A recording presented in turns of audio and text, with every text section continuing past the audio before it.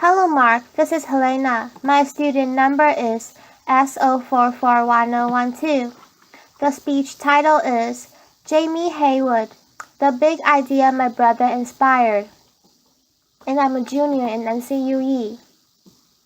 When my brother called me in December of 1998, he said, "The news does not look good." This is him on the screen. He'd just been diagnosed with ALS, which is a disease that the average lifespan is 3 years. It paralyzes you. It starts by killing the motor neurons in your spinal cord, and you go from being a healthy, robust 29-year-old male to someone that cannot breathe, cannot move, cannot speak. This has actually been to me a gift because we began a journey to learn a new way of thinking about life. And even though Stephen had passed away 3 years ago, we had an amazing journey as a family. We did not even, I think adversity is not even the right word. We looked at this and we said, we're going to do something with this in an incredibly positive way. And I want to talk today about one of the things that we decided to do, which was to think about a new way of approaching healthcare. Because as we all know here today, it doesn't work very well. I want to talk about it in the context of a story. This is the story of my brother, but it's just a story. And I want to go beyond the story and go to something more. Given my status, what is the best outcome I can hope to achieve, and how do I get there? Is what we here to do in medicine is what everyone should do. And those questions all have variables to them. All of our status are different. All of our hopes and dreams, what we want to accomplish, is different. And our paths will be different. They are all stories. But it's a story until we convert it to data. And so what we do, this concept we had was to take Stephen's status, what is my status, and go from this concept of walking, breathing, and then his hands, speak, and ultimately happiness in function. So the first set of pathology, they end up in the stick man on his icon. But the rest of them are really what's important here. Because Stephen, despite the fact that he was paralyzed, as he was in that pool, he could not walk, he could not use his arms. That's why he had the little floaty things on them. Did you see those? He was happy. We were at the beach. He was raising his son, and he was productive. And we took this, and we converted it into data. But it's not a data point at that one moment in time. It is a data point of Stephen in a context. Here he is in the pool, but here he is, healthy as a builder, taller, stronger, got all the women, amazing guy. Here he is walking down the aisle, but he can barely walk now, so it's impaired. And he could still hold his wife's hand, but he couldn't do buttons on his clothes. Can't feed himself, and here he is, paralyzed completely, unable to breathe and move over this time journey. These stories of his life converted to data. He renovated my carriage house when he was completely paralyzed and unable to speak and unable to breathe, and he won an award for historic restoration. So here's Stephen alone sharing this story in the world, and this is the insight, the thing that we are excited about, because we have gotten away from the communities that we are, the fact that we really do love each other and want to care for each other. We need to give to others to be successful. So Stephen is sharing this story, but he is not alone. There are so many other people sharing their stories. Not stories in words, but stories in data and words. And we convert that information into this structure, this understanding, this ability to convert those stories into something that is computable, to which we can begin to change the way medicine is done and delivered. We did this for ALS. We can do this for depression, Parkinson's disease, HIV.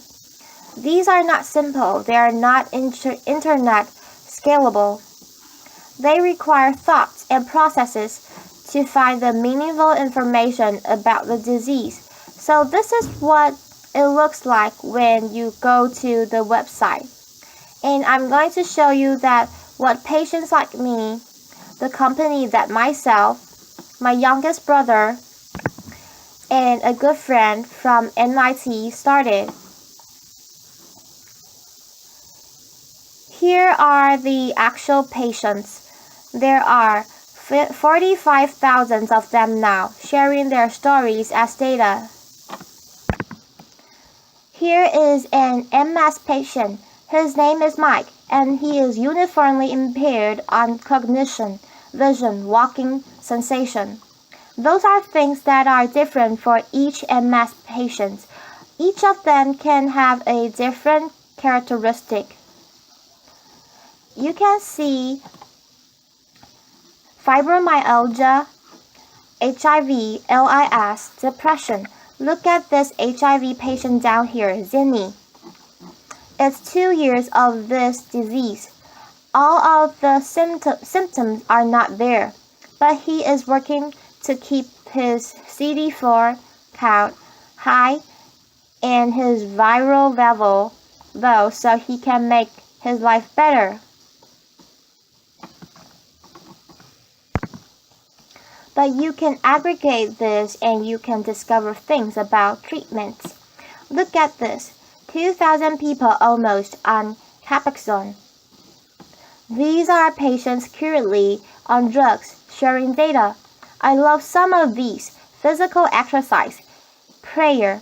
Anyone want to run a comparative effectiveness study on prayer against something? Let's look at prayer. What I love about this, just sort of interesting design problems. These are why people pray.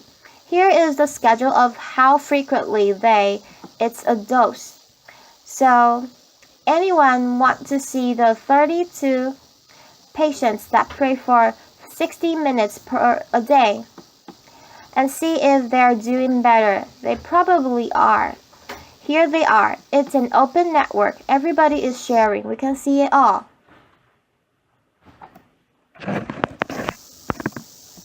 Or I want to look at anxiety because people are praying for anxiety.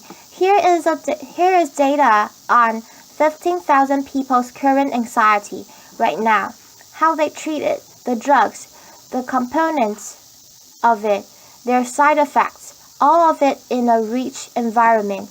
And you can drill down and see the individuals. This amazing data allows us to drill down and see what this drug is for. 1,500 people on this drug, I think. Yes. I want to talk to the 58 patients down here who are taking 4 milligrams a day. And I want to talk to the ones of those that have been doing it for more than 2 years.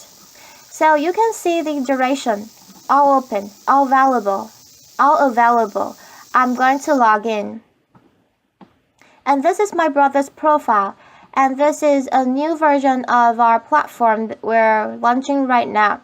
This is the 2nd generation. It's going to be in Flash. And you can see here as this animates over Stephen's actual data against the background of all other patients against this information. The blue band is the 50th percentile.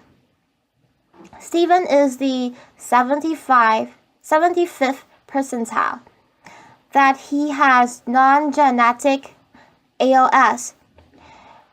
You scroll down in this profile and you can see all of his prescription drugs, but more than that, in the new version, I can look at this interactively. Wait, poor spinal capacity. Doesn't this remind you of a great stock program? Wouldn't it be great if the technology we use to take care of ourselves was as good as the technology we use to make money? Detro. In the side effects of his drug integrated into that, the stem cell transplant that he had, the first in the world, shared openly for anyone who wants to see it. I love here the cyberkinetics implant, which was, again, the only patient's data that was online and available. You can adjust the time scale. You can adjust the symptoms. You can look at the interaction between how I treat my ALS. So you click down on the ALS tab there. I'm taking 3 drugs to manage it. Some of them are experimental. I can look at my constipation, how to manage it. I can see magnesium citrates, and the side effects from that drug, all integrated in the time in which they are meaningful. But I want more. I don't want to just look at this cool device. I want to take this data and make something even better. I want my brother's center of the universe and his symptoms and his drugs and all of the things that interact among those, the side effects, to be in this beautiful data galaxy that we can look at in any way we want to understand it, so that we can take this information and go beyond just this simple model of what a record is. I don't even know what a medical record is. I want to solve a problem. I want an application. So can I take this data, rearrange yourself, put the symptoms in the left, the drugs across the top, tell me everything we know about Stephen and everyone else and what interacts. Years after he's had these drugs, I learned that everything he did to manage his excess saliva, including some positive side effects that came from other drugs, were making his constipation worse.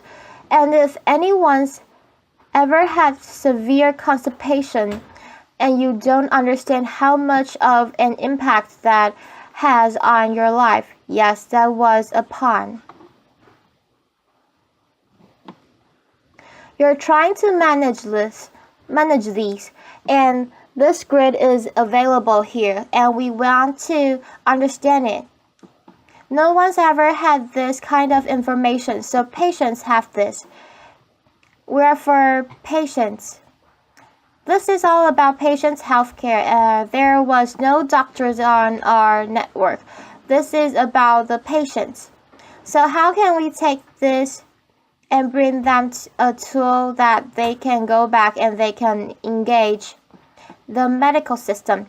And we worked hard and we thought about it and we said, what's something we can use all the time that we can use in the medical care system that everyone will understand? So the patients print it out, because hospitals usually block us because they believe we are a social network. It's actually the most used feature on the website. Doctors actually love this sheet, and they are actually really engaged. So we went from this story of Stephen and his story to data and then back to paper, where we went back and engaged the medical care system. And here's another paper. This is a journal, PNAS. I think it's the Proceedings of the National Academy of Science of the United States of America. You've seen multiple of these today, when everyone's bragging about the amazing things they've done. This is a report about a drug called lithium. Lithium, that is a drug used to treat bipolar disorder that a group in Italy found slowly ALS down in 16 patients and published it.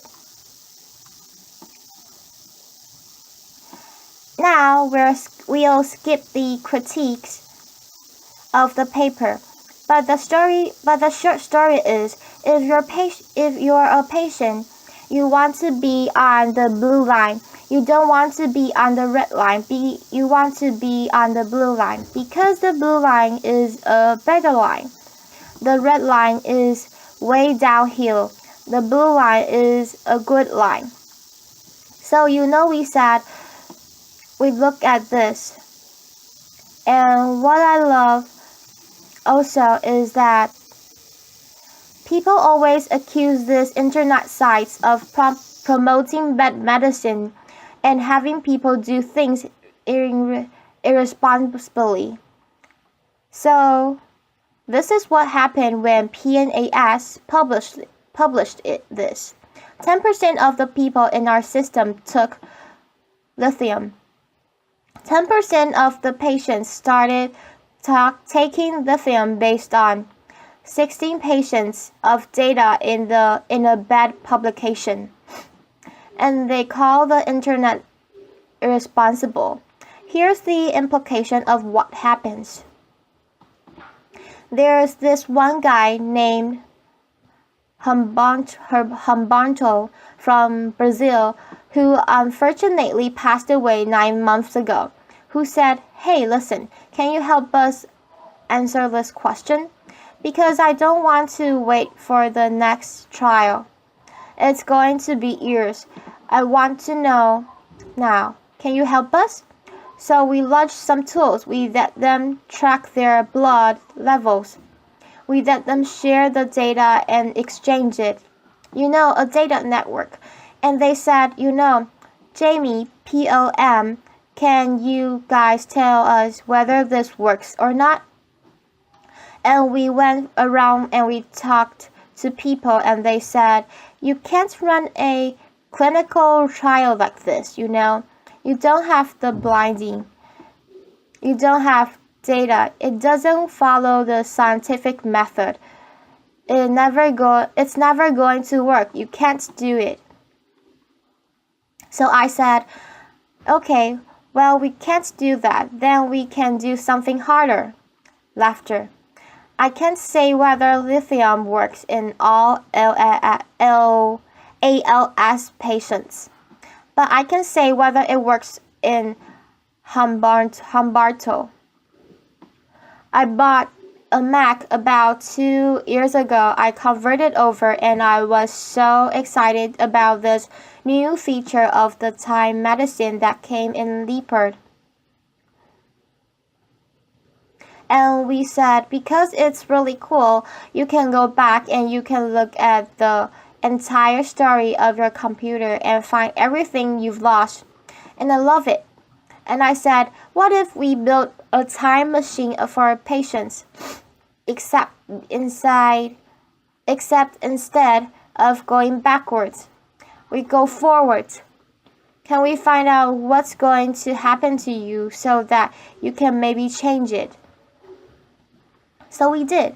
We took all the patients like Humberto.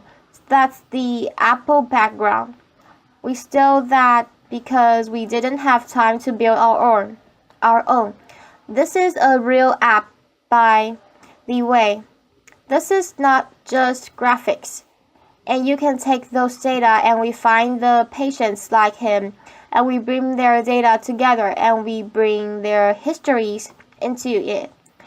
And then we say, well, how do we line them all up? So we line them all up so they go together around the meaningful points, integrated across everything we know about the patient. Full information, the entire course of their disease.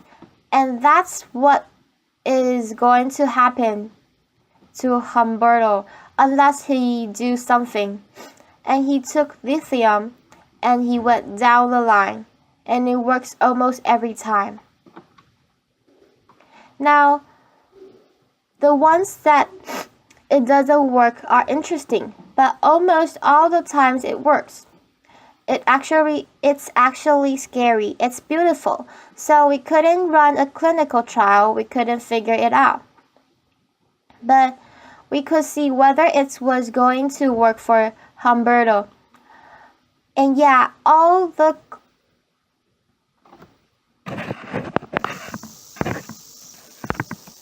clinicians in the audience will talk about power in all the standard deviation.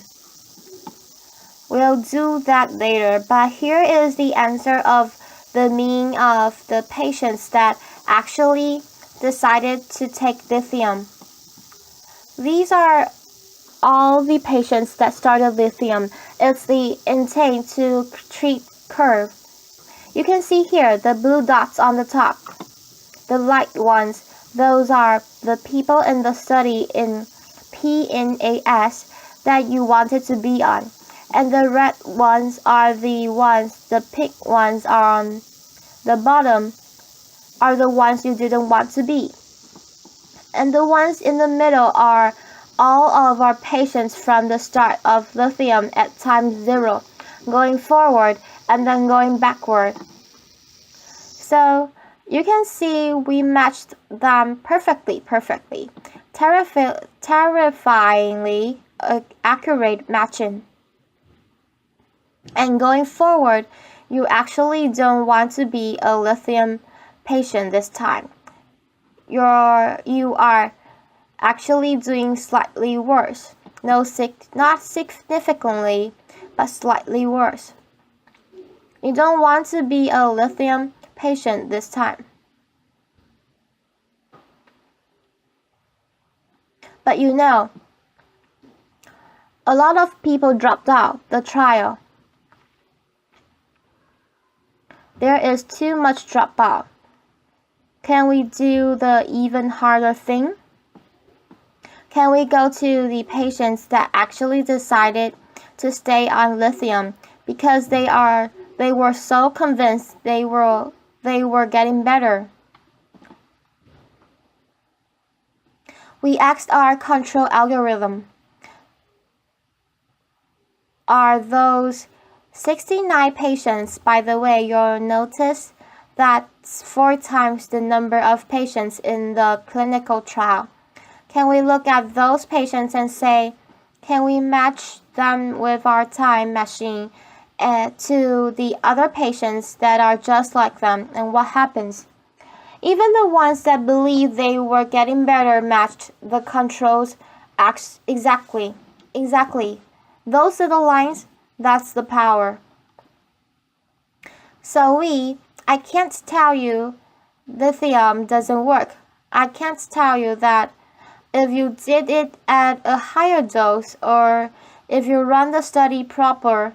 I can tell you that for those 69 people that took lithium, that didn't do any better and than the people that were just like them, just like me, and that we had the power to detect that at about a quarter of the strengths reported in the initial study.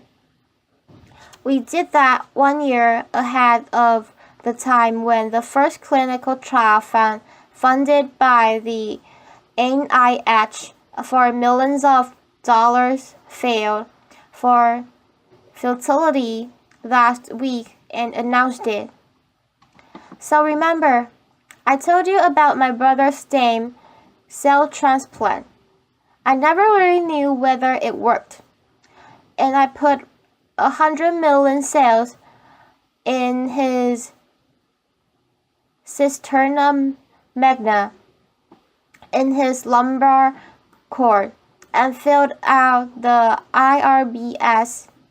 RBs and did all this work, and I never really knew. How did I know? I mean, I didn't know what was going to happen to him. I actually asked Tim, who is the queen in our group. We actually searched for about a year to find someone who could do the sort of math and statistics and modeling in healthcare. Couldn't find anybody, so we went to the finance industry. And there are these guys who used to model the future of interest rates and all that kind of stuff. And some of them were available, so we hired one. Laughter. We hired them, set them up, assisting at lab. I am him things. That's the way I communicate with him. It is like a little guy in a box. I am'd Tim. I said, Tim, can you tell me whether my brother's stem cell transplant worked or not? And he sent me this 2 days ago. It was that little outliers there. You see that guy that lived a long time. We have to go talk to him because I'd like to know what happened, because something went different, but my brother didn't. My brother went straight down the line. It only works about 12 months. It's the first version of the time machine. First time we ever tried it. We'll try to get it better later, but 12 months so far. And I look at this and I get really emotional. You look at the patients. You can drill in all the controls. You can look at them. You can ask them. And I found a woman we found her. She was odd because she had data after she died. And her husband come in and entered her last functional scores because he knew how much she cared. And I'm thankful. I can't believe that these people, years after my brother had died, helped me answer the question about whether an operation I did and spent millions of dollars on years ago worked or not.